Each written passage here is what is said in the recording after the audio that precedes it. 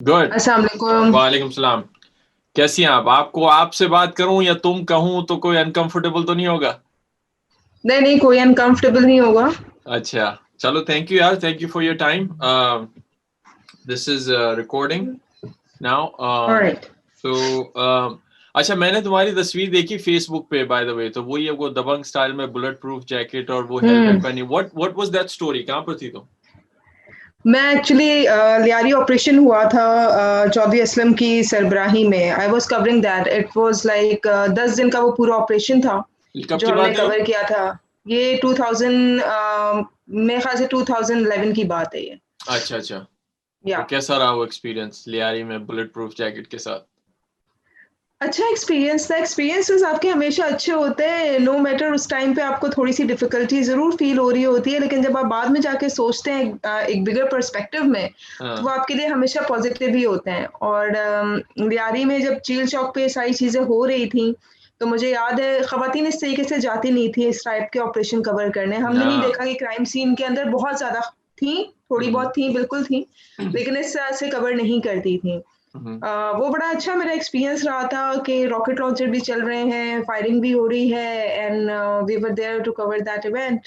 ये सब कुछ चलते तकरीबन हुए देखा तुमने वहां पे उस वक्त लाइव बिल्कुल साइड में? देखा, हाँ। बिल्कुल देखा। और उस वक़्त थी गर्मियाँ, और जो मैंने बुलेट प्रूफ पहनी हुई है वो बहुत ज़्यादा भारी थी जब मैंने एग्जैक्टली। उसको। और हाँ, अराउंड उसका उस वजन वक़्त होता है। 44-45 डिग्री सेंटीग्रेड कराची का टेम्परेचर था। हम्म ह्यूमिडिटी भी बहुत ज़्यादा थी, और पूरे दिन जब वो मैंने पहन के रखी थी विद दैट कैप, हम्म तो जब मैं वापस आई थी वो सब कुछ करके, तो हम्म। मुझे ऐसा लगता था कि बस अब सारी चीज़ें जवाब दे गई हैं ना। बहुत इतनी थकन हो जाती थी सिर्फ़ उस वेट की वज़ह से।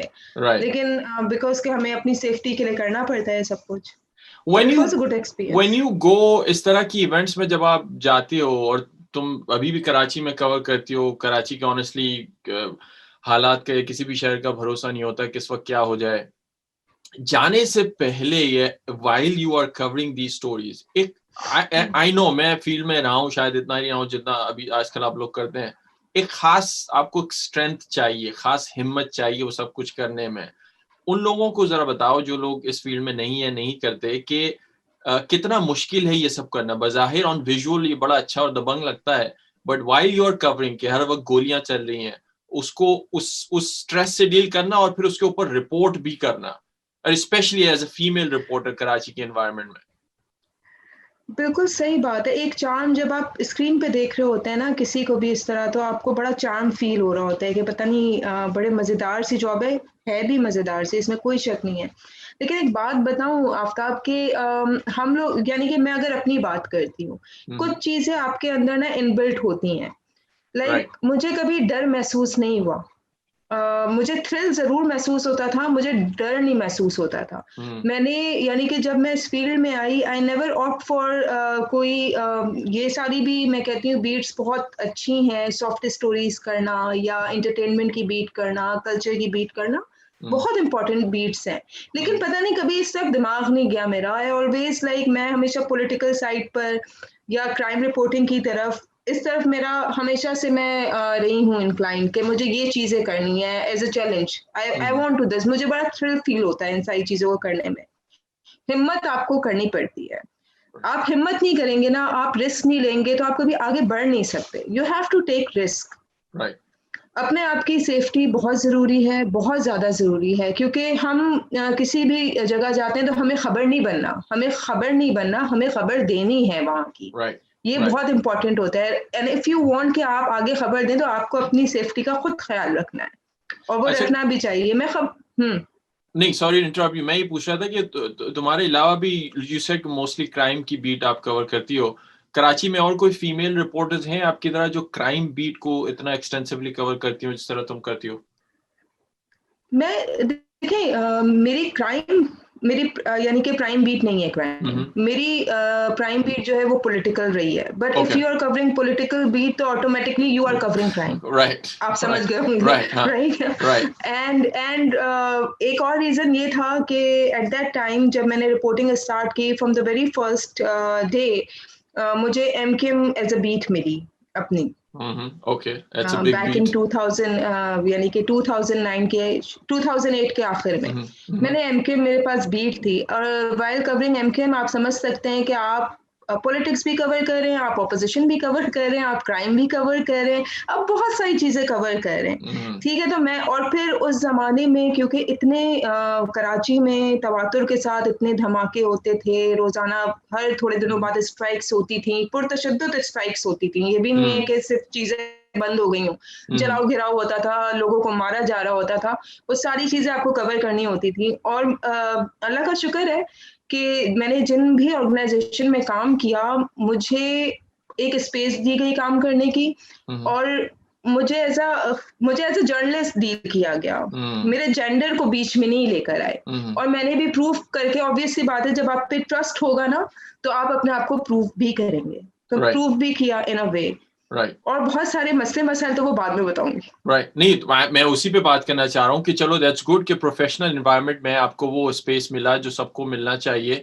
लेकिन to be honest, when you go out in the streets, Pakistan में खास कर बहुत सारी कंट्रीज में ऐसा होता है, सिर्फ पाकिस्तान में, लेकिन पाकिस्तान की मैं बात कर रहा हूँ, इतने कंजर्वेटिव माशरे में मैं भी फील्ड में रहा हूँ। एक तो वैसे ही लोगों को घूरने की आदत है एक दूसरे को, चाहे मर्द हो या औरत, वो कुछ भी कोई काम कर रहा है तो हर वक्त घूरना तो लगा रहता है। लेकिन obviously when you are a female surrounded by, I would say in a very difficult situation, इस तरह तो ये फेस करना मिलता है, और मिलता है तो किस तरह इसको डील करती हूँ?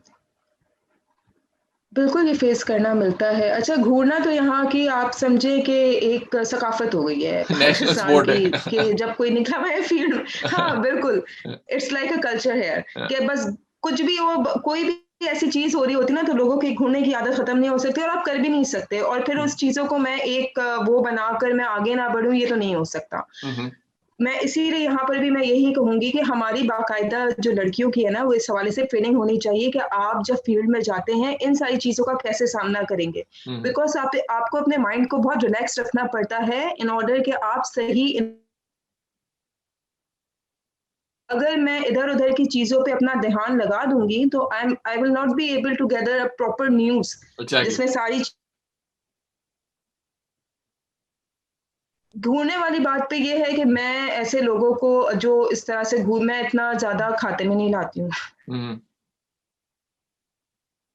कुछ नहीं कर सकते। हाँ, you have to maintain the distance if you are covering something. जब आप एक मॉब में होते हैं ना तो आपको पता होना चाहिए कि आप किस तरह अपना डिस्टेंस मेंटेन करेंगे लोगों से। मैंने यहाँ तक भी किया है डिस्टेंस को मेंटेन करने के लिए कि जो ट्राइपॉड होता है कैमरा लोगों से मेंटेन करूं, मैंने वो अपने कंधे पे रखा है और उसकी सारी टांगे मैंने बिल्कुल खोल देनी होती थी ताकि वो एक डिस्टेंस आपका मेंटेन हो जाए और लोग आपके करीब ना आए। That's how you deal with the things. आपके पास ट्रिक्स होनी चाहिए अपने बचाव के लिए, क्योंकि सबसे ज्यादा हार्म जो है ना किसी भी खातून को अगर कोई कर सकता है तो वो फिजिकली कर सकता है। यानी कि फिजिकली हरासमेंट से सबसे पहले आपको अपने आप को इस चीज से बचाना है। और मॉब में आप जब की आप बात करते हैं ना, जब बहुत सारे लोग गैदर होते हैं तो उसमें डिफरेंट किस्म की नफ्सियात के लोग होते हैं। आप पिन पॉइंट नहीं कर सकते कि ये खराब है, ये अच्छा है, ये खराब है, ये अच्छा है। आपको हर किसी को शक की निगाह से देखना पड़ता है, कोई भी अच्छा नहीं है। You have to secure yourself and मैं लाइक ये सिर्फ आप हैं जो अपने आप को सिक्योर कर सकते हैं। आपको कोई दूसरा बंदा सिक्योर नहीं करेगा और कभी ये सोचेगा भी नहीं कि कोई आपको सिक्योर करे। आपको खुद इतना अपने हवाले से जो है नॉलेज होनी चाहिए कि आप कहाँ खड़े हैं और आपको कब क्या करना है। तो तुम्हारे अगर एक्सपीरियंस में नहीं तो बाकी जो कॉलीग्स हैं, जो फीमेल रिपोर्टर्स हैं, या बाकी इस हैरेसमेंट के हवाले से is that a very common issue by the way कि आप जाते हो तो मतलब सबसे बड़ा चैलेंज क्या फेस होता है स्पेशली फीमेल रिपोर्टर्स को, कि वो फील्ड में जाती है, सबसे बड़ा चैलेंज क्या है जो आप चाहेंगी कि ऑर्गेनाइजेशंस या माशरा एड्रेस करे उसको? देखिए 3-4 चीज़ें हैं इसमें। पहला पॉइंट तो ये कि जो फीमेल रिपोर्टर्स हैं उनकी प्रॉपर खुद से ट्रेनिंग भी करानी चाहिए। तमाम जितनी भी ऑर्गेनाइजेशंस हैं उनको ट्रेनिंग ज़रूर करानी चाहिए। अब यहाँ पर देखिए वही मैं एक बात करूँगी कि चार्म जो होता है ना, आप लोगों को स्क्रीन जब आपके सामने स्क्रीन होती है आपको बहुत चार्म फील होता है दूसरों को देखकर। आप चाहते हैं वैसे ही जाते ही 2 दिन में जो है आप वैसे ही बन जाए, ऐसा नहीं हो सकता। जब तक आप उन सफरिंग से नहीं गुजरेंगे, जब तक आप अपनी प्रॉब्लम्स खुद डील करना नहीं सीखेंगे। जब तक आप चीज़ों को खुद हैंडल नहीं करेंगे, आप कभी भी सही तौर पर सामने नहीं आ सकेंगे। वो वही बात है कि जब तक आप खुद एक्सपीरियंस नहीं करते ना, तो आपको उसकी पॉजिटिविटी और नेगेटिविटी दोनों का अंदाज़ा नहीं होता। हमारे यहाँ सबसे बड़ा मसला ये है, जो भी बच्चियाँ भी आती हैं, जो लड़कियाँ आती हैं इस फील्ड में, मैं यही कहती हूँ, मैं इससे सबसे पहले ये पूछती हूँ कि भाई पूरा इरादा करके आई हो ना कि यहाँ पर तुम्हें ठहरना है, तुम्हें जर्नलिज्म करनी, ये ना हो कि 2 दिन बाद तुम भाग जाओगे, मेरे पाँव में दर्द तो मेरे हाथ में दर्द, वो मुझे ऐसे देख रहा था, वो मुझे यूँ कर रहा था। तो और ये हुआ भी है, बहुत सारी लड़कियाँ आएँगी, 2 दिन बाद वो चली गईं, बिकॉज़ कि वो इसके साथ नहीं अपने आप को सेट कर पाईं, नहीं कर पाईं डील। तो ये ट्रेनिंग उनकी ज़रूर होना चाहिए। जब तक आप मेंटली तौर पे स्ट्रॉन्ग नहीं होंगे इन सब चीज़ों से बेहतर तरीके से डील करने के लिए, अपने दिमाग को आपको सही रखना है। You have to use your brain while covering anything, just for your safety और एक बेहतर न्यूज़ कवरेज के लिए भी। अच्छा, एक चीज जो मैं जाती तौर पे पूछना चाह रहा हूँ तुम्हें भी, कि जो रिपोर्टर होता है ना फील्ड में, जब कवरेज करते हैं तो हर इलाके की, हर पॉलिटिक्स को समझ के अपने अपने कुछ ट्रिक्स होते हैं। मसलन मैं एक बड़ा इंटरेस्टिंग वाकया, जब मैं आई थिंक 2007 या 8 में था, हमारे एक सीनियर रिपोर्टर, मैं उनका नाम नहीं लूंगा, उनकी परमिशन नहीं है मुझे क्योंकि मैंने उससे बात नहीं की, बट ये जब मुजाहरे हो रहे थे और राइट्स हो रहे थे लिटरली, तो हमारे यहाँ पता है कि कुछ खास पॉलिटिकल पार्टी, चाहे वो खुद या उनके चाहने वाले लोग जो हैं, उनके झंडे पहन के, उनके सरों पे लगा के, और वो राइट्स में इन्वॉल्व होते हैं। तो ये रिपोर्टर ने वो ट्रिक बताई कि भाई अपने पास जो है ना 3-4 झंडे आप रखो, जिस पार्टी के भी ज्यादा लोग हैं ना उसका झंडा सर पे आप बांध लो, तो आपको ये लगता है कि like you can merge in melt into them. इस किस्म की मतलब smart, which is a life saving trick in a sense. तुम्हारी नजर में कोई कभी ऐसा कुछ करना पड़ा या क्या, कोई प्रिटेंड करना पड़ा कुछ कभी, ये ऐसा क्या होता है? ये लाइफ सेविंग जरूर है, लेकिन कभी कभार जो है ना ब्लंडर भी हो जाता है। Exactly, you have to be smart about it. क्योंकि आपको नहीं पता कि दूसरे बंदे ने भी ये ट्रिक की हुई हो आपको वो करने के लिए, you never know that. Right, you have to be smart about it. So, हाँ बिल्कुल, प्रिटेंड करना, बिल्कुल बहुत सारी जगहों पे प्रिटेंड किया है। जब आशूरा धमाका हुआ था 2010 में यहाँ पर कराची में, बहुत बड़ा धमाका था वो, हम वो कवर कर रहे थे। और अच्छा, मेरा हमेशा से ये होता है जब भी किसी कवरेज पे जाएं, that if you are wearing a makeup और आपको पे कवरेज पर जाना है, किसी की डेथ हुई है, वो आपको कवर करना है, तो हम फौरन से आके मुंह धोते हैं अपना, बिल्कुल वो करके, और वैसे ही मैयत वाली शक्ल बना के जाते हैं। यही होता है, आप रिस्पेक्ट करते हैं। तो फिर जब वो आशूरा धमाका हुआ था, तो मैं हमेशा जब भी मुहर्रम की कवरेज करती हूँ, I used to wear black, पूरा मैं ब्लैक पहनती हूँ, ताकि मैं जो हूँ थोड़ा सा उनके साथ ही साथ उसमें मर्ज हो जाऊं इन अ वे। खैर, धमाका हो गया, सब कुछ हो गया। वहाँ पे जो लड़के थे, वहाँ पे फायरिंग स्टार्ट हो गई थी, जलाओ घिराओ स्टार्ट हो गया था, ऊपर से इवन बिल्डिंग के ऊपर से पथराव हो रहा था। मुझे फिर वहाँ से स्पॉट से निकाल के हॉस्पिटल भेज दिया गया, जिन्ना हॉस्पिटल। वहाँ पे मैं खड़ी हुई हूँ, मेरे चादर के अंदर माइक छुपा हुआ था, क्योंकि हमने सारी चीजें छुपा ली थी। सबसे ज्यादा मीडिया वालों को पकड़ पकड़ के जो है ना तबीयत से धुनाई कर रहे थे। तो मैंने माइक छुपाया हुआ था अपने उसमें, तो वहीं पे 3-4 लड़के आए, वो उसी ग्रुप के थे। उन्होंने कहा कि अच्छा बात है कि भाई, मैं एक खातून की बात नहीं कर रही, इंसान होने के नाते आप एक दहल से जाते हैं, आपको एक धचका लगा हुआ होता है। तो वो शक्ल मेरी बन गई थी जैसे पता नहीं कोई पहाड़ टूटा हुआ हो मुझ पे। तो उन्होंने मुझसे आके ये कहा कि आपका कोई अंदर है, आपको अंदर जाना है। तो मुझे वहां पे हुआ कि यार ये कह के मैं अंदर जा सकती हूँ। तो मैंने कहा हाँ जी, मेरे रिश्तेदार अंदर है। तो मैं आप आए, और वो मुझे गार्ड करते हुए अंदर जिन्ना हॉस्पिटल के लेकर, वहां पे फिर मैंने जाकर जो अपना काम करना था वो किया। तो ये स्मार्ट वर्क होता है कि आप उस वक्त अपने दिमाग को इस्तेमाल करें। किसी को भी, आप किसी की फीलिंग्स को हर्ट किए बगैर आप अपना काम निकलवा सकते हैं आराम से। कोई इशू नहीं होता, लेकिन अपने आप को सेफ जरूर करें। मैं हमेशा ये कहूंगी कि सेफ्टी बहुत ज्यादा इंपॉर्टेंट है। That's number 1। हाँ, अगर आप सेफ नहीं हो तो आप रिपोर्ट ही नहीं कर सकते। आपकी अपनी सेफ्टी तो नंबर 1 प्रायोरिटी है। आप एक पीस में होंगे तो आप स्टोरी सुनाएंगे ना, अगर आप ही नहीं होंगे तो स्टोरी कौन सुनाएगा? फिर आपकी स्टोरी सुनाई जा रही होगी। आपकी स्टोरी सुनाई जाएगी, exactly.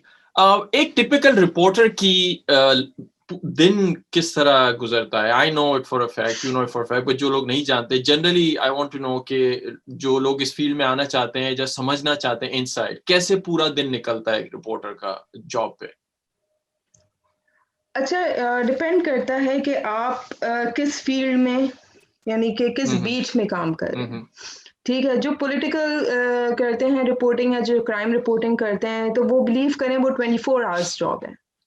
You have to be on your toes every time. Right. Like this is my mobile phone और मुझे ये अपने साथ हर वक्त रखना पड़ता है, मैं इसको नहीं स्पेयर कर सकती बिकॉज के यानी कि यही साथ रहेगा मेरे। आप घर में हो, दफ्तर में हो, कहीं पर भी हो, यू हैव टू रिपोर्ट जो भी आपके पास खबर आ रही है। लेकिन वो जो लोग ये समझते हैं कि सारी चीजें बड़ी आसानी से हो जाती हैं, आसानी से नहीं होती, क्योंकि हमारी भी फैमिलीज होती हैं। हमें अपने घर को भी लेकर चलना पड़ता है, हमें अपने दफ्तर को भी लेकर चलना पड़ता है। डिपेंड करता है किस टाइम पे आप किसको प्रायोरिटी देते हैं। Sometimes you have to give priority to your family and sometimes it's your job, it's your profession जिसको आपकी यानी कि प्रायोरिटी बनाना पड़ता है आपको।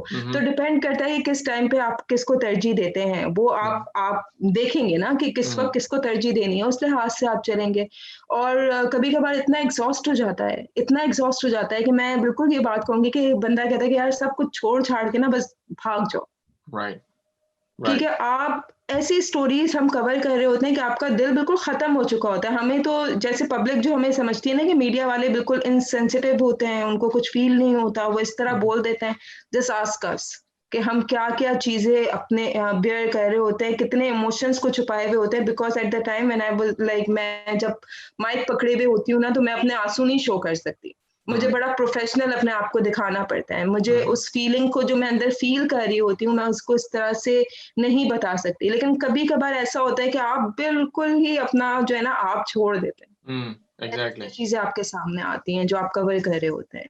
अच्छा, एक बड़ी अच्छी इंटरेस्टिंग बात तुमने कही, मुझे उस पर याद आया कि मीडिया वालों का एक इम्प्रेशन बना हुआ है लोगों की नजर में। एक तो वो ये कि अच्छा जी, honestly, लोग ये कहते हैं यार ये तो उनका तो काम ही झूठ बोलना है, ये झूठ बोल दिया, whatever, I mean for whatever reason, you know that too. I think as a reporter, एक तो मीडिया का इंप्रेशन ना, कोई स्टूडियो में बैठा हुआ एंकर, उसको तो पब्लिक को फेस नहीं करता, तो सुबह आएगा काम करके चला जाएगा, उसको तो फर्क नहीं पड़ता क्या इंप्रेशन बनता है। लेकिन उसकी वजह से या बाकी लोगों की वजह से जो इंप्रेशन बनता है मीडिया का, उसको फ्रंट लाइन सोल्जर्स जो है, रिपोर्टर या कैमरामैन, उनको फेस करना पड़ता है पब्लिक के हवाले से। And in one way I feel like ये पुलिस वालों की तरह जॉब है कि आप क्या स्टार्ट ही नेगेटिव उसी, मतलब पुलिस वाले का जितना भी अच्छा पुलिस वाला हो, पहला इंप्रेशन तो यही बना हुआ है कि इसने कोई गलत काम करना है, कोई नेगेटिव ही काम करने आया है। So it's a very high bar to reach, right? So like, do you agree with that? और तो इस तरह लोगों का जब रिएक्शन होता है, तो how can you build trust as a reporter, which is a very important job for society to inform them? बिल्कुल, इसमें कोई शक नहीं है। और सिर्फ यही नहीं, जब हम कवरेज कर रहे होते हैं और समटाइम्स किसी लिहाज से वो कवरेज इम्पोर्टेंट होती है, नॉट फॉर लाइक कि वो पूरा जैसे कोई जुलूस हो रहा हो या जलसा हो रहा हो उसको ऑनियर करना है, नहीं। कभी कभार हम वहां पे खड़े हुए किसी और वजह से होते हैं, खुदा ना ख्वास्ता यहाँ पे कुछ हो ना जाए। तो जब वो कवरेज ऑनियर नहीं हो रही होती ना, और वहां पर मीडिया खड़ा हुआ होता है, रिपोर्टर्स होते हैं, कैमरामैन होते हैं, और वो देख रहे होते हैं वो लोग जिन्होंने पूरा ये ऑर्गेनाइज किया होता है, तो वो सबसे पहले जो सॉफ्ट टारगेट होते हैं वो रिपोर्टर और कैमरामैन होते हैं। वहां पे जो उनकी टीम होती है, जो डीएसएनजी का स्टाफ होता है, पूरा टेक्निकल स्टाफ वहां पर जो काम कर रहा होता है, वो होते हैं सॉफ्ट टारगेट। फिर वही बात जो आपने कही कि अगर कोई एंकर ऐसी बात कर देता है तो उसका सारा रिपरकशन जो है वो रिपोर्टर पर आता है, जब वो फील्ड में होता है, और वाकई में उन्हीं पर ही आता है। उसको डील क्या करेगा बंदा, यानी कि आप तो बिल्कुल रॉ लोगों में जा रहे हैं ना। आपको तो नहीं पता कि किसका क्या रिएक्शन, कौन अपने माइंड में क्या लेकर आया हुआ है। या तो आप भाग जाए, exactly. या तो आप दौड़ लगा दें, right. और आप निकल जाएं वहां से, या आप किसी तरह उनको, जो अगर आप समझते हैं कि वो समझ जाएंगे आपकी बातों से और आप कन्विंस कर सकेंगे, तो आप ये कोशिश करें। लेकिन जहां पर आप देख रहे हैं कि नहीं भाई ये वो लोग नहीं है जिन्हें कन्विंस किया जाए, ये वायलेंट लोग हैं, तो जस्ट आपको चाहिए कि आप वो जगह जो है छोड़ के अलहदा हो जाएं। क्योंकि भाई हम लड़ने वाले लोग तो हैं नहीं, we are not police, we are not like, हम सोल्जर्स नहीं है, वी आर जर्नलिस्ट।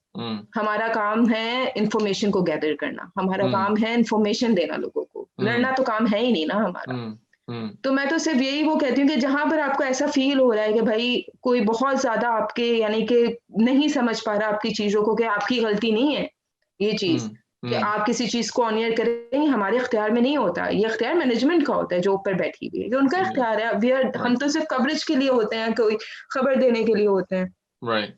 अच्छा, ये इतनी जब रिस्की सिचुएशन होती है, आजकल आई डोंट नो रिपोर्टर्स के आई don't know if you know the benefits and salary scale and all that, but क्या उनको ये इस किस्म की प्रोटेक्शन मिलती है इन टर्म्स ऑफ खुदा ना खास्ता कोई हादसा हो जाए तो कोई आई डोंट नो लाइफ इंश्योरेंस, या अगर उनको कोई बहुत ज्यादा जख्मी हो जाए तो ये मतलब कोई सेफ्टी नेट है as far as benefits are concern? अब तो ये जब से डाउनफॉल शुरू हुआ है पाकिस्तान में मीडिया का, it's been more than 2 years now. Right. जब मीडिया इंडस्ट्री बहुत ज़्यादा जो है वो डाउनफॉल की तरफ गई है, उसके बाद से बहुत सारी हमारी जो ऐसी फैसिलिटीज़ थी वो यानी कि बहुत सी ऑर्गेनाइजेशन में वापस ले ली गई हैं। हाँ, अगर आप ड्यूरिंग कवरेज कुछ आपको हो जाता है, खुदा न ख़्वास्ता, तो फिर ऑब्वियस सी बात है, ना सिर्फ़ ये कि ऑर्गेनाइज़ेशन की अपनी रिस्पॉन्सिबिलिटी, बल्कि एक मोरल रिस्पॉन्सिबिलिटी भी जो है उन पर आयद होती है। कि अगर आप कुछ करते हुए खुदा न ख़्वास्ता आपके साथ कुछ हुआ है, तो फिर ऑर्गेनाइज़ेशन वो मोरल रिस्पॉन्सिबिलिटी देती है, चाहे वो सोसाइटी के प्रेशर में ही क्यों ना लेती हो, लेकिन लेनी पड़ती है। तो ये चीज़ है, लेकिन अब बहुत सारी जगहों पर मैं देखा है, बहुत सारी ऑर्गेनाइज़ेशन में जो मेडिकल इंश्योरेंस वग़ैरह होती है, वो बहुत ख़त्म हो गई है, ऑलमोस्ट ना होने के बराबर है। अच्छा। और फिर उसमें भी डिफरेंशिएट यानी कि बहुत करते हैं। होना तो ये चाहिए कि जो सबसे लोएस्ट पे वाले होते हैं, उन्हें सबसे ज़्यादा मेडिकल इंश्योरेंस मिलनी चाहिए। होता उल्टा है, जिनकी बहुत ज़्यादा सैलरीज़ हैं, उन्हें उससे ज़्यादा मेडिकल इंश्योरेंस मिल रही होती है। तो ये सारी चीज़ें ख़त्म होनी चाहिए। आपको अपने जो भी जर्नलिस्ट हैं, आपको उनको थोड़ा-सा सिक्योर करना चाहिए इस हवाले से। राइट। बिकॉज़ कि चाहे आप इस पैंडेमिक की बात करें, कोरोना ये जो है कोविड-19 जो पैंडेमिक आया, उसके बाद भी जिस तरह सहाफ़ियों ने अपना काम किया, हॉस्पिटल्स के अंदर, उन जगहों पे जहाँ पे आपको यानी कि अगर आप एज़ अ पर्सन आप बात करें, तो मैं कभी जाना नहीं चाहूँगी एट दैट टाइम। लेकिन हमें जाना पड़ता है उसके लिए। तो ये सारी चीज़ें बहुत मैटर करती है कि आपको एक ऑर्गेनाइज़ेशन की जो शील्ड है ना, वो आपके पास हो। कि आपको ये एहसास हो कि if anything happens to me, कुछ भी अगर मुझे होता है, तो देयर इज़ समवन लाइक यहाँ पे मैनेजमेंट में लोग बैठे हैं मुझे सँभालने के लिए। So, ji. but as far as health benefits are concerned, I'm just wondering, मेरे ख्याल से कोई कैप होता है, कोई इतना बेहतरीन किस्म का हेल्थ इंश्योरेंस भी नहीं मिलता है क्या जी, इतने नहीं, पैसों तक आपका कवर करेंगे एंड देन बस। उसके which is बाद अगर वो बढ़ते जाते हैं, तो फिर बस आपने खुद करना है। which is kind of a reverse from what I see here. खैर यहाँ तो वो हेल्थ इंश्योरेंस वो दूसरे उसमें आता है, बट यहाँ पे यूजुअली लोअर लिमिट होती है कि इतने कम यानी इतनी अमाउंट हुई तो आपको अपनी जेब से देने हैं, इससे अगर ऊपर गया तो फिर हम कवर करेंगे, which in a way देखें makes sense. वो ये होता है कि जी इतने कम पैसे होंगे तो हम नहीं देंगे, आपको अपनी पॉकेट से मैनेज करना है, और जो भी एक लिमिट होती है which is a lower limit, उसके बाद आपका तो कोई इंश्योरेंस का कंपैरिज़न नहीं हाँ, है। राइट कोई राइट कंपैरिज़न ही नहीं है ना। फर्स्ट वर्ल्ड और थर्ड वर्ल्ड का कोई कंपैरिज़न हो सकता है, राइट नहीं है। लेकिन मसला मैं आपको सिर्फ़ ये बता रही हूँ कि हम जो चीज़ें बेहतर कर सकते हैं ना, वो भी हम नहीं करते। हम करना ही नहीं चाहते। बिकॉज़ के ये जो चीज़ें हम लेके चलते हैं, जो मैनेजमेंट लेके चलती है, ये उनके लिए आसान है, हमारे लिए मुश्किल है। तो यहाँ पर जो भी मैनेजमेंट लेवल पे हमेशा ऑब्वियस सी बात है, आप किसी भी बिज़नेस के अंदर चला जाएँ, बिज़नेसमैन जो है, वो अपनी ही आसानी देखेगा, अपना प्रॉफ़िट देखेगा। उसके और बाद वहाँ मेरे लेकिन ख्याल से ये कोई यहाँ की जो ह्यूमन रिसोर्स सिखाई जाती है। नेगोशिएटिंग फैक्टर भी आई थिंक जर्नलिस्ट के पास ऐसा कोई इतना स्ट्रांग है नहीं। आई डोंट नो, हर यूनियंस तो हैं जर्नलिज्म की, लेकिन वो सैलरी नेगोशिएशन में कितना रोल प्ले करती हैं या बेनिफिट्स में कोई मेरे ख्याल से नहीं। मैं उन यूनियंस पे I am really very sorry, मैं उन यूनियंस पे बिल्कुल यकीन नहीं रखती। I am right really very sorry. Right I like मैं कभी भी उसका पार्ट भी नहीं बनना चाहती थी। मुझे बहुत वो कर करके कराची यूनियन ऑफ जर्नलिस्ट का पार्ट बनाया। मैं I am not at all, ना मैं एक्टिव हूँ, ना मैं उसका पार्ट हूँ, और अगर मुझे वहाँ से निकाल भी देंगे, मुझे कोई फ़र्क नहीं पड़ता। तो मैं यूनियन के चक्कर में नहीं पड़ती, और मुझे तो इन पे बिलीव ही नहीं है। जो काम खराब करना हो, वो यूनियन को दे दें आप। काम बिल्कुल ही सिरे से हट जाएगा वो। तो उनसे कोई तो ये I know I kind of have the same feeling, like I said, मैं इतनी डिटेल मुझे नहीं पता, बट आई डोंट नो कितना इंपॉर्टेंट उन्होंने रोल प्ले किया है, बट इवेंचुअली तो वही है ना। What I mean my question is कि अगर चलो वो नहीं करेंगे तो फिर कौन करेगा जर्नलिस्टों के बिहाफ पे, स्पेशली जब सैलरी नेगोशिएशन की बात आती है या राइट्स की नेगोशिएट करने के बाद, तो फिर तो इसका मतलब तो कोई रिप्रेजेंटेशन नहीं होती। Representation in a way unions जाके करते हैं जब उन पे बहुत ज़्यादा प्रेशर बनता है, बहुत प्रेशर बनता है तो वो जाकर बात करते हैं, लेकिन वो बात भी देखिए आधी बात मानी जाती है, आधी बात नहीं मानी जाती है, आधी बात वहीं रह जाती है। तो मैं ये कहती हूँ कि एक जो पावरफुल पार्ट जो यूनियंस प्ले कर सकती है ना, वो यहाँ पे नहीं प्ले किया जाता क्योंकि वेस्टेड इंटरेस्ट बहुत ज़्यादा है। बहुत ज़्यादा है यहाँ पर, और जब तक आप अपने इंटरेस्ट से बाहर नहीं निकलेंगे ना, उस वक़्त तक आप कभी भी लोगों की या इज्तिमाई तौर पे जो हुकूक की जंग है वो नहीं लड़ सकते। जब तक आप अपने मफादात से बाहर नहीं निकलेंगे। यहाँ पे लोगों के अपने-अपने बहुत सारे मफादात हैं, और जब भी अगर यूनियन ने बात की है, जैसे सैलरीज़ की बात होती है, मुज़ाहरे कर लिए, जाके इंतज़ामिया से बात कर ली, this and that, sorry to say होता कुछ नहीं है। बहुत कम शादो नादिर हमने देखा है कि चीज़ें रिवर्ट हुई हों, या और उसके बाद थोड़े दिनों के लिए रिवर्ट होके दोबारा उसी पर आ जाती हैं। तो व्हाट इज़ दिस? जब यानी कि इसका मतलब तो डिसरिगार्ड करना हुआ ना आपको। ये सारी और यहाँ पर मेरे ख्याल से मुझे तो इतना पावरफुल, बहुत पावरफुल हो सकती है अगर सही लोग आएँ यूनियन के अंदर, अगर सही लोगों को रिप्रेजेंटेशन दी जाए जर्नलिस्ट की, और वो सही बात करें और दो टोक बात करें। यहाँ पे ऐसा नहीं होता है। I am sorry. राइट। अभी थोड़ी देर पहले तुमने बीट की बात की थी। आई रिमेम्बर अखबार के ज़माने में तो ये होता था कि रिपोर्टर्स जो थे उनको एक बीट दे दी जाती थी कि भाई सुबह से शाम तक खाना पीना उठना बैठना आपका यही एक एरिया है जिस पे आपको काम करना है। एजुकेशन रिपोर्टर होते थे, क्राइम के होते थे। तो उसका फ़ायदा ये होता था बेसिकली कि वो they were very well versed with that subject. They were in a way subject matter experts of that field. I think TV के आने के बाद, अभी करंटली सिचुएशन मुझे नहीं पता, ये हुआ कि इतनी हबड़ दबड़ में रिपोर्टर कभी सुबह उठ के क्राइम की स्टोरी कवर कर रहा होता है तो शाम को शायद बिजनेस की कवर कर रहा होता है। बहुत सारे केसेस में कोई स्पेसिफिक बीट्स नहीं है, जिसका नुकसान ये होता है कि रिपोर्टर हर जगह भाग रहा होता है और वो खुद एजुकेटेड नहीं होता है या नहीं होती उस सब्जेक्ट के बारे में। क्योंकि I think like you said कि अब मजीद सिचुएशन इसलिए खराब हो रही है कि स्टाफ कम से कम होता जा रहा है, कम लोग ज्यादा काम करते हैं, तो उनको सोचने का ही मौका नहीं मिलता एक स्टोरी से निकल के दूसरी स्टोरी में जाने का, अपने आप को एजुकेट करने का मौका ही नहीं मिलता, जिसकी प्रोडक्ट ये निकलती है कि then it results in bad reporting in a lot of situation. Are you seeing this yourself? Am I right? और अगर ऐसा ही चला तो फिर तो ऑब्वियसली इवेंचुअली जो आपका मकसद है लोगों को इन्फॉर्म करना सही तरीके से, आप ही को अगर स्पेस नहीं मिलेगा अपने आप को ग्रो करने का मेंटली, तो आप किस तरह लोगों को इन्फॉर्म कर पाएंगे?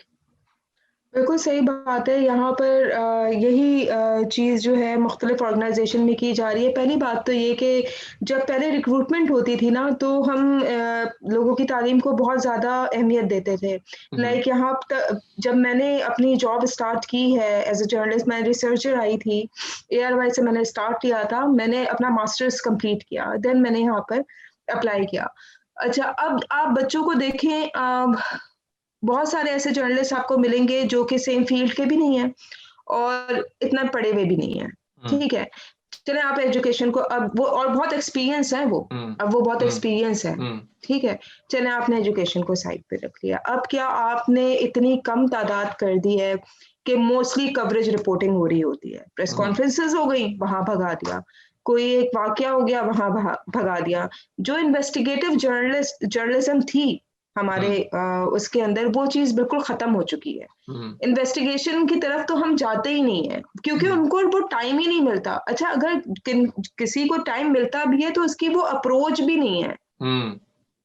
वो उस चीज़ में अभी तक उसने वो चीज़ें एक्सपीरियंस ही नहीं की। आपने जब से वो आया उसको या आई, आपने उसको इस तरह कवरेज रिपोर्टिंग में एंगेज रखा कि वो उसके अंदर अपनी कैपेबिलिटीज बना ही नहीं सकी या बना नहीं सका। तो फिर आप उससे एक्सपेक्ट करें कि वो आपको इन्वेस्टिगेटिव स्टोरी कोई करके देगा, तो फिर ये तो उसके साथ नाइंसाफी है ना। जब आपने उसको फलने फूलने का वक्त ही नहीं दिया, कभी वो एक प्रेस कॉन्फ्रेंस से उठा तो दूसरे ने प्रेस कॉन्फ्रेंस कर दी। और आपको पता है आजकल तो स्क्रीन सिर्फ प्रेस कॉन्फ्रेंस से घिरी रहती है न्यूज चैनल की, पाकिस्तान के। PTI वाले हटते हैं तो नून वाले आते हैं, नून वाले हटते हैं तो पीपल्स पार्टी वाले आते हैं। इसी तरह जो है चलती रहती है सारी चीजें, राइट। तो हमने तो यहाँ पे, मैं तो कभी कभार उनको कहती हूँ प्रेस कॉन्फ्रेंस रिपोर्टर्स कहती हूँ, कुछ रिपोर्टर्स को तो मैं प्रेस कॉन्फ्रेंस रिपोर्टर्स कहती हूँ, क्योंकि वो एवरी टाइम मुझे प्रेस कॉन्फ्रेंस में नजर आ रहे होते हैं, जो मैं देखती हूँ टीवी पे, वो वहां पे बैठे हुए हैं।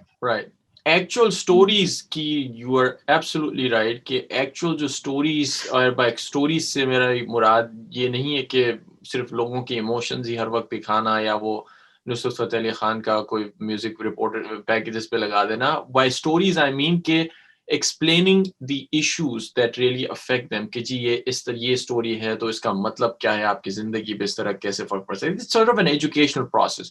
उसका टाइम you're right कि नहीं है. And I don't know जिस तरह से चीजें जा रही हैं अब तो मेरे ख्याल से मेन स्ट्रीम मीडिया के पास एक बहुत बड़ा एक्सक्यूज भी है कि जी अब तो सोशल मीडिया पे हर चीज है, so why should people care. And in a way I mean they are right. लोग अक्सर ये कंप्लेन करते हैं कि लोग खुद ही अच्छी चीजें नहीं देखना चाह रहे. I don't know as an educator ये एक्सक्यूज जो है वो जस्टिफाइबल भी है. बिकॉज मतलब एक टीचर अगर मैं अपने आप को कहूँ तो आप तो ये तो हर वक्त एक्सक्यूज नहीं दे सकते ना कि बच्चे पढ़ना नहीं चाह रहे. That should never be your excuse. बच्चे पढ़ना चाह रहे हो ना चाह रहे हो, आपका एक्सक्यूज होना ही नहीं चाहिए. बट जहाँ पे प्रॉफिट मोटिव होता है, जहाँ पे चैनल्स की भरमार होती है रेटिंग्स के चक्कर में, पैसे और एडवर्टाइजमेंट के चक्कर में, I honestly don't know where this is all leading. I don't know. तुम्हें कहीं नजर आ रहा है ये बोट कहाँ पे जा रही है? मुझे तो कहीं पे जाती हुई नजर नहीं आ रही. और जो आज मैं यही बात करती हूँ कि आजकल हर दूसरा बंदा रिपोर्टर बना हुआ है बिकॉज ऑफ दैट मोबाइल. जिसको जहाँ पे जो मिलता है वो वहीं पे अपने मोबाइल से. लेकिन जब आप सोशल मीडिया और मेन स्ट्रीम मीडिया की बात करते हैं तो वहाँ पे क्रेडिबिलिटी काउंट होती है. If a reporter covers something तो वो उसकी वो जिम्मेदारी लेता है उसकी पूरी. ठीक है कि ये उसने कवर किया, उसकी पूरी जिम्मेदारी रिस्पॉन्सिबिलिटी दी जाती है. सोशल मीडिया के अंदर वो रिस्पॉन्सिबिलिटी वाली चीज नहीं है. ये तो बस ये उठाया और यहाँ पे डाल दिया आपने. आप रिस्पॉन्सिबिलिटी नहीं ले सकते उसकी. तो क्रेडिबिलिटी बहुत ज्यादा मैटर करती है मेन स्ट्रीम मीडिया के अंदर. और उस क्रेडिबिलिटी को बिल्डअप करने के लिए आपको बहुत काम करना पड़ता है. आपको अपने ऊपर भी बहुत काम करना पड़ता है. इट्स नॉट लाइक दैट कि आप आज आए हैं और आज से आपने सारी खबरें धड़ाधड़ देनी शुरू कर दी. ऐसा कहीं नहीं होता. यू हैव टू लाइक आपको एक पर्टिकुलर आपको एक चीज पे फोकस करना पड़ता है. जब भी हम बीट डिवाइड करते हैं ना कि आपका फोकस है, और जितना आप फोकस रहेंगे उतने ही आप उस फील्ड में आगे बढ़ेंगे. लेकिन यहाँ पे लोगों के फोकस हटा दिए गए. एक बंदा जो सुबह धमाका कर रहा हो और शाम में आप उसको अवार्ड सेरेमनी में भेज दे, फिल्म फेयर अवार्ड या समथिंग लाइक दैट. आप मुझे खुद बताएं कि कहाँ से कहाँ पे आप डाल रहे हैं उस शख्स को. तो ये सारी चीजें बहुत ज्यादा मैटर करती हैं. और आपको थोड़ा सा मेरे ख्याल से देखना चाहिए कि एक्सपीरियंस वाइज भी लोगों को देखना चाहिए. मैं ये नहीं कहती कि कोई स्टोरी छोटी या बड़ी होती है. मैं बिल्कुल ये नहीं कह रही. सारी स्टोरीज आप करें, बहुत बड़ी स्टोरीज है. नो मैटर वो क्लाइमेट की कोई स्टोरी हो. ठीक है, कभी कभार हर स्टोरी बहुत बड़ी स्टोरी हो जाती है. जिस तरह कराची में लास्ट टाइम अभी जो एक सैलाबी कैफियत थी, वो बहुत बड़ी स्टोरी थी. ठीक है, मेरे ख्याल से वो मेन स्टोरी थी उस वक्त पाकिस्तान की, जो कराची में सब कुछ चल रहा था. तो यही बात है कि आप हर बंदे को ये नहीं समझे कि वो हर चीज में बिल्कुल परफेक्ट होगा. नहीं हो सकता. आप फोकस रहने दें उसे. It takes time to learn about these issues. Yes, this is the time. लेकिन वही बात है कि एक तो ये कि इस तरफ भी वो सोच नहीं है, और वो लोग जो आ रहे हैं ना इस फील्ड के अंदर, उनकी भी वो सोच नहीं है. सॉरी टू से, वो चीज नहीं है. और जो हमारे बड़े हैं, अब मसला ये है कि एक्सेप्टेंस और टॉलरेंस नहीं है. जो हमारे बड़े हैं या जो हमारे बाद आ रहे हैं या जो हम हैं, हम में वो एक्सेप्टेंस नहीं है. हम अपने बड़ों के एक्सपीरियंस को एक्सेप्ट करने के लिए तैयार नहीं है, क्योंकि वो जिस तरह वो समझते हैं कि उनके बाद जो लोग आए वो बिल्कुल नाकारा फारिग. ठीक है, और हम समझते हैं कि हमारे बाद जो लोग आ रहे हैं वो बिल्कुल नाकारा फारिग है. मसला ये है कि हमें अपनी सोच को पॉजिटिव करना पड़ेगा. हर किसी के एक्सपीरियंस उसके लिए बहुत ज्यादा मायने रखते हैं, उसकी ग्रोथ के लिए और पर्सनल ग्रोथ के लिए. प्रोफेशनल ग्रोथ तो है ही है, और जब आप एज अ सहाफी आप प्रोफेशनली ग्रो करते हैं तो आप पर्सनली बहुत ज्यादा ग्रो करते हैं. Exactly, and like I said, this is I mean, for me personally, मैं तो everybody has a different philosophy and approach, लेकिन आप उसको देखना चाहें तो एक एज अ स्ट्रेसफुल जॉब देख सकते हैं, which it is, no doubt. लेकिन एक उसको इस नजरिए से भी देख सकते हैं कि आपको रोजाना एक नई चीज सीखने को मिलती है. और अगर आप किसी खास सब्जेक्ट से जुड़े हुए हैं, खास फील्ड से जुड़े हुए हैं, over the time you become a really good expert into that field, or you learn a lot, which unfortunately, like you said, इतना दिन ब दिन इतना फास्ट मूविंग पेस वो होता है कि लोगों को वो मौका ही नहीं मिलता कभी एक जगह से दूसरी जगह भाग रहे होते हैं. And you right, social media पे आजकल यही सबसे बड़ा इसका मसला ये है कि लोगों को सस्ती और अच्छी इंफॉर्मेशन और कन्वीनियंट मिल तो रही है, लेकिन उसका सबसे बड़ा नेगेटिव इम्पैक्ट ये है कि मिस इन्फॉर्मेशन और क्रेडिबिलिटी का इशू है, विच आई थिंक टीवी चैनल्स या ट्रेडिशनल मीडिया या जर्नलिस्ट के पास अभी भी उनका यूनिक सेलिंग पॉइंट हो सकता है अगर वो अपनी क्रेडिबिलिटी मेंटेन रखें, which I doubt some people are not doing it, but you know, we'll see. Some people or some channels, whatever you say, right? So, but I'm sure गलतियों को सुधारने के लिए भी लोग तैयार नहीं है ना. मसला सारा यही है, गलतियां हर किसी से होती हैं, लेकिन अगर आप उसकी इस्लाह के लिए तैयार नहीं है, that means कि आप सबसे बड़ी गलती कर रहे हैं. Right, because there is judgment all over ना. हर वक्त कोई या तो आपको जज कर रहा होता है, हर वक्त एक इसको as a fight या battle समझ जाती है. I mean, everybody needs to just chill out and say, okay, we are learning, you know, we made this mistake, you own your mistakes, and that's the only way you can reduce your mistakes. कि going forward जब आप अपनी गलती को मानते हो as a journalist, as a channel या whatever, I mean correction का I know even newspaper में पिछले दिनों में correction होती थी कि भाई हमने कोई खराब न्यूज़ चला दी या इनफैक्ट तो उसे correction थोड़ी बहुत टीवी में तो मेरे ख्याल से correction का कोई concept ही नहीं है, और सोशल मीडिया पे तो own ही नहीं करते, वो तो मिस इन्फॉर्मेशन फैलाते हैं और own नहीं करते हैं और बड़े उससे कह रहे होते हैं बिकॉज उनके पास वही 2 मिनट की या 2 घंटे की विंडो होती है जिसमें वायरल होना होता है, बस वो चली गई, उसके बाद लोगों के पास कुछ और टाइमलाइन पे आ जाता है, वो भूल ही जाते हैं उसको, which is bad. Lastly before you go, मैं एक चीज ऑब्वियसली एज अ रिपोर्टर मैंने भी एक्सपीरियंस किया था, समझ सकता हूँ कि जब आप कैमरा पे होते हैं और मशहूर होते हैं, बहुत सारे लोग आपको पसंद करते हैं, आपकी यू नो ऑब्वियसली एक पर्सनैलिटी बिल्ड हो रही होती है, but at the same time some people also don't like you also. I mean, professional life में jealousy का factor भी होता है, और which I think on the face लोग आके नहीं कहते, but you kind of feel it कि something's weird going on. Do you feel that in any way, and if you do, तो ये jealousy का factor किस तरह deal करती हो उससे? जेलसी का फैक्टर लाइक बहुत ज्यादा है यहाँ पर, यानी हेटर्स जो है ना वो है, ठीक है, और मसला ये है कि कुछ स्पेशली सोशल मीडिया पे तो वो और ज्यादा फूल जाते हैं. हाँ, सोशल मीडिया पे खैर हमें तो सोशल मीडिया की जरूरत ही नहीं पड़ी, हमारे तो सामने ही इतने सारे होते हैं. आपकी अपनी फील्ड में इतने सारे लोग होते हैं.